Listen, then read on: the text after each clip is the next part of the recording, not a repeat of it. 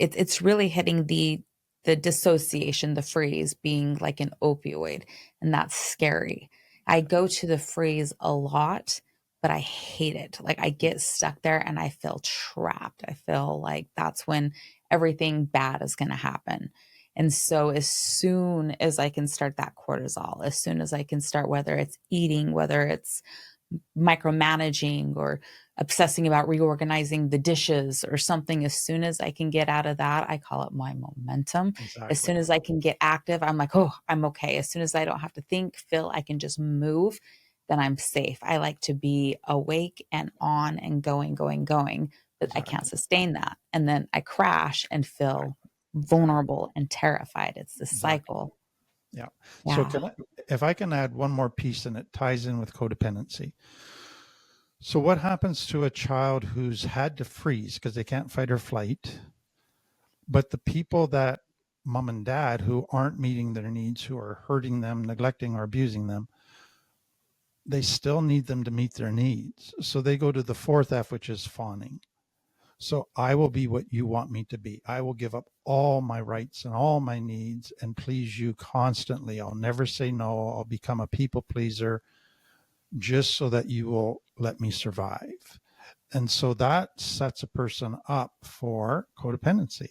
Um, so many people who end up in codependency are fawners. That's how they've had to survive as a child. And so that's now their go-to for surviving.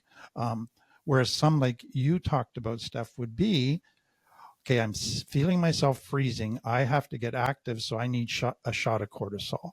And so you go to extreme activity. So what for many people with fawning is opioids are happening, but you try to get a bit of cortisol happening so that you can become attuned again to somebody else. So you can get into action again. And that helps you with your own anxiety. That helps you with your own internal feelings because I feel in control again. I feel I can handle things again.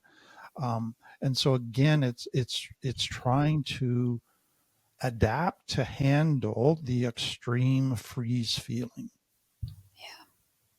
I see that completely. I see too that if I feel like I am doing enough, it's I think Exactly. going back to like I'm loved. Like if I Exactly. can be either doing what you want or doing enough activity, then I've earned value, I've earned worth, and I'm safe now because you're not going to leave. Whether it's being good enough myself or being what you need. And it's just that, like, I can't believe we're still in this cycle after all these years of work. I'm like, how is this still coming up? And here it So is. if I can add one more piece that I think is important. So when I'm helping people with shame, codependency stuff, they need to understand their childhood, number one. But secondly, they need to understand family dynamics. And thirdly, culture. And so there's two sets of a set of family dynamics and a cultural element that actually support codependency. And it's important to understand that. So for a lot of families and cultures that are either shame based or certain types of religion, basically codependency was seen as love and humility was seen as shame. So if you stood up for yourself, you're being proud. If you validated yourself, you're being proud. You can't have a big head. So we got to keep putting you down so that you stay humble. So shame became equated with humility. And if you give all your needs away and sacrifice, wow, you're the most loving person in the world. And so cultures, shame-based cultures and certain religions actually teach codependency, but call it love, teach humility, or teach shame, but call it humility. And so what that does is it trains a little child's conscience that now if I stand up for myself, I'm being selfish. I am being proud. If I am not giving, I'm lazy. I'm not being loving. So now you have a ton of false guilt on top of everything else because you were trained with the wrong definition of love and the wrong definition of humility. And so part of the healing journey for people is being able to not just deconstruct their childhood, but to deconstruct their family belief systems and their cultural belief systems to begin to identify how their conscience was mistrained so that now they feel false guilt when they shouldn't feel guilt at all. Does that make sense? I think it makes total sense. And again, it almost feels like we're screwed, Tim, because I feel like that's what, the Western society culture, I feel like we've talked about this a lot too, where it's like we have these early programs because we looked at things through this lens of like Disney movies, where my favorite Disney movie was Beauty and the Beast. And the Beast is, but seeing the dynamic of love play out in relationships on film and on TV, they're really, really toxic, terrible relationships that we're seeing portrayed. And yet it's love, and yet it's ideal, and yet it's the thing that we're all using to, and so it's like, how do we unpack it? Literally, it just feels like there's too much to process. We're bringing awareness to too many things to try to fix and change. And now I just want ice cream. And so. Yeah. And that's where I say to people, that's why we started our online lift program.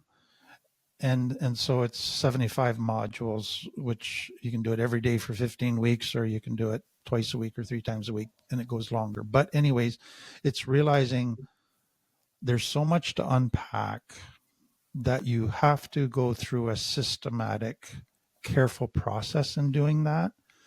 To try to just do it on your own, it gets too overwhelming, or you miss kind of the right sequence of unpacking it, and you get the cart before the horse, and then you get all confused because this isn't working. And so it's really realizing we need help to unpack this properly. And we're not just unpacking it, but we have to learn what healthy is in the process and tools to how to get healthy as part of that process as well. And it's got to be a gradual journey that somebody kind of walks with me on if I'm going to do it well. And so what I see with a lot of people is they can get a lot of help by watching my videos or reading books, or etc. But typically they grow to a certain point and then they stop.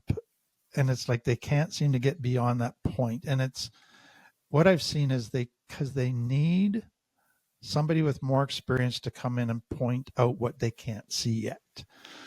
And that's just the reality, that we still have blind spots in our own healing journey, and we need help from compassionate people with wisdom and insight. So what are some things that you find people get stuck on?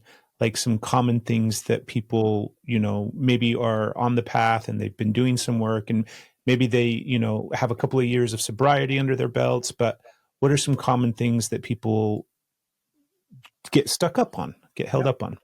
I would say, to me, initially in the beginning of recovery, a lot of your recovery is through learning and growing self-awareness. So it's information driven, and it's overwhelming in a sense, but it's also exciting in a sense. Look what I'm learning. I'm putting words finally to stuff. I'm making sense out of stuff. I'm seeing what the tool should be. I'm changing, and a lot of good growth can come out of that. But then you reach a point where you still got to engage in life, and you still got to have relationships.